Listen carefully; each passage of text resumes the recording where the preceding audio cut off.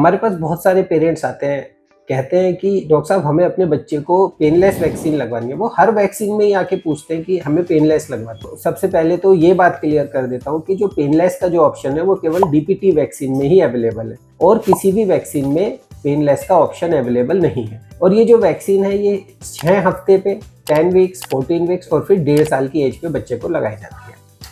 सबसे पहले मैं बता देता हूँ कि इनमें क्या डिफरेंस है।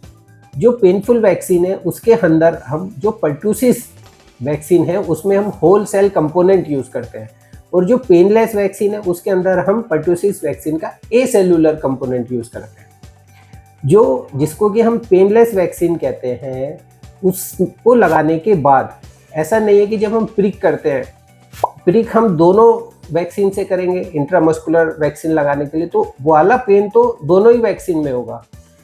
डिफरेंस आता है कि जो पेनफुल वैक्सीन जिसको हम कहते हैं, होल सेल वैक्सीन जो होती है, उसके अंदर इंजेक्शन की साइट पे थोड़ी बहुत स्वेलिंग आ सकती है और बाद में बच्चे को बहुत शॉर्ट पीरियड के लिए फीवर आ सकता है, जिसके लिए कि हम मेडिकेशन देते हैं। आज तक किसी पेशेंट ने ऐसी कोई कंप्लेंट नहीं की। लेकिन अगर पेनलेस वैक्सीन की बात करें उसमें इस तरह की स्वेलिंग आने के और फीवर के चांसेस बहुत कम होते हैं।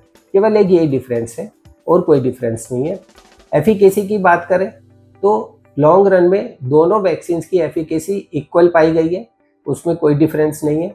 डिफरेंस आता है उनकी कॉस्ट में।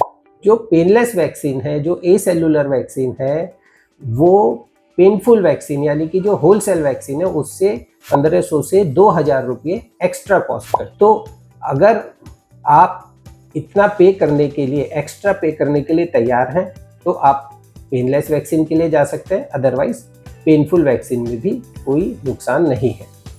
Thank you.